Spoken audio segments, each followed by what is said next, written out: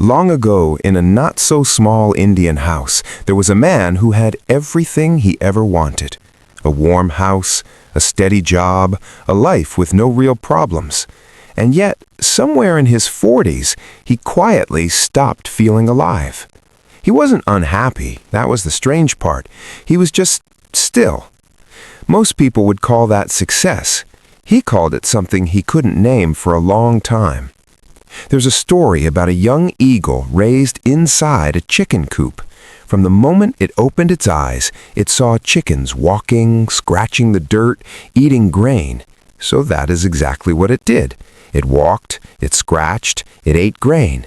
And when someone finally pointed to the sky and told the eagle it could fly, the eagle looked up, looked back at the chickens, and said nothing.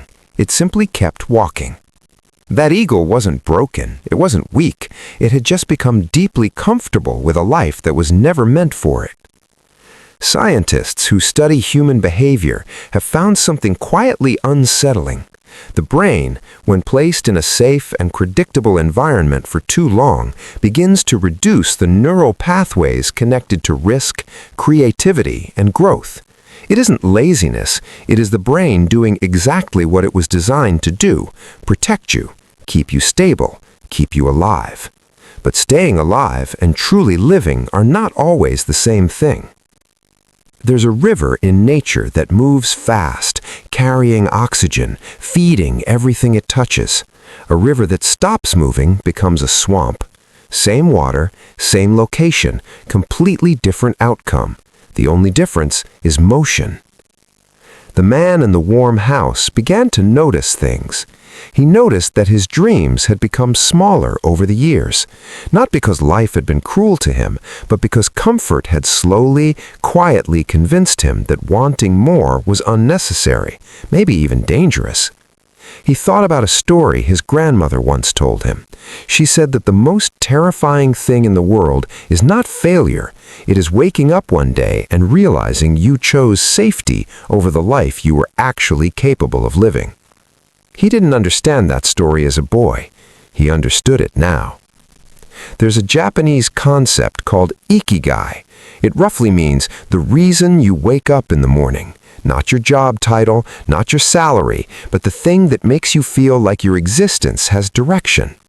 Studies on the world's longest living communities have found that this sense of purpose, this gentle daily tension between who you are and who you are becoming, is one of the strongest predictors of a long and meaningful life. Comfort, when it removes all tension, also removes the reason to keep growing. The man made a small decision. Not dramatic. He didn't quit his job or move to another country. He simply signed up for a class he had been curious about for 11 years. A pottery class, something he had always wanted to try and always found a reason to delay. The first day, his hands were clumsy and the clay fell apart. He laughed, and in that laugh, something came back, something he had forgotten was missing. Not every story of comfort destroying a life ends in visible tragedy. Most of them end in invisible ones. A version of yourself that never got to exist. A gift that stayed wrapped. A song that was never sung because the room felt too quiet to try. The eagle in the chicken coop never flew, but the story doesn't have to end that way for everyone.